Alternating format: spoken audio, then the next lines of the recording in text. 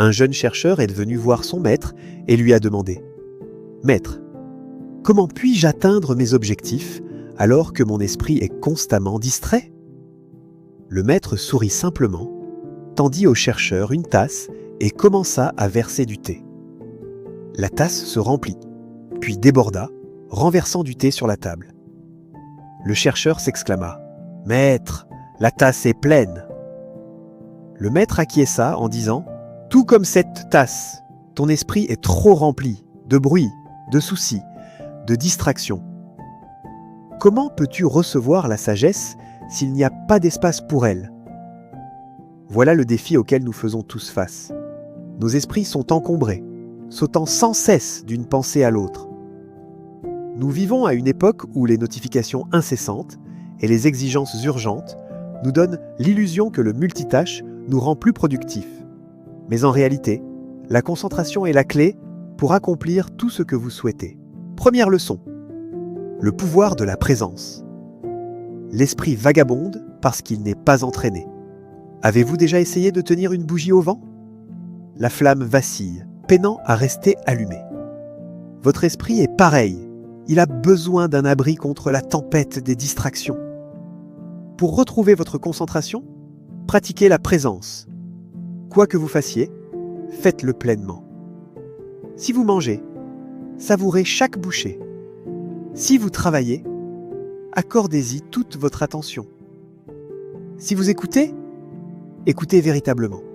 Ce n'est pas seulement un exercice de pleine conscience, c'est le secret d'une concentration profonde et d'un succès ultime. Deuxième leçon, éliminez l'inutile. Un sage a dit un jour, la moitié de la sagesse consiste à savoir ce qu'il faut ignorer. Beaucoup pensent que la réussite passe par l'accumulation. Plus de compétences, plus de tâches, plus d'engagement. Mais la vérité est que le succès réside dans l'élimination de ce qui ne vous sert pas. Demandez-vous, qu'est-ce qui est réellement important ? Si quelque chose ne vous rapproche pas de votre objectif ou de votre paix intérieure, laissez-le partir. Dites non aux distractions, aux obligations inutiles, aux choses qui absorbent votre énergie sans raison. La simplicité n'est pas un manque, c'est la clarté. Troisième leçon. La discipline est une liberté. Nous avons tendance à voir la discipline comme une contrainte, mais en réalité, elle nous libère des distractions. Imaginez un archer visant une cible lointaine. Si sa prise est relâchée, si son esprit est dispersé, son tir échouera. Mais avec discipline, sa flèche volera droit vers son but. Créez un espace sacré pour la concentration. Fixez un moment dédié au travail profond et protégez-le farouchement. Désactivez les notifications. Supprimez les tentations. Prenez un engagement quotidien envers une attention totale. Avec le temps, cela deviendra aussi naturel que respirer. Dernière leçon. Alignez votre esprit et votre cœur. La distraction survient, souvent, lorsque nous ne sommes pas véritablement alignés avec ce que nous faisons. Si votre travail ou vos objectifs ne résonnent pas en vous, votre esprit cherchera à s'échapper.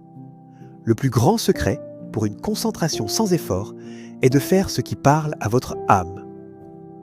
Trouvez votre raison d'être. Connectez-vous à elle chaque jour. Laissez-la être votre étoile directrice. Lorsque l'esprit et le cœur sont en harmonie, il n'y a plus de lutte, seulement du mouvement fluide. Mes amis, si vous voulez accomplir quoi que ce soit, commencez par maîtriser votre esprit. Soyez présent.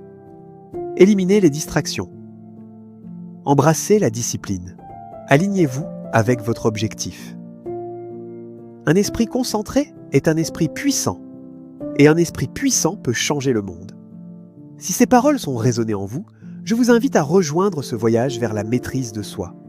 Aimez cette vidéo, abonnez-vous à la chaîne et partagez ce message avec quelqu'un qui en a besoin.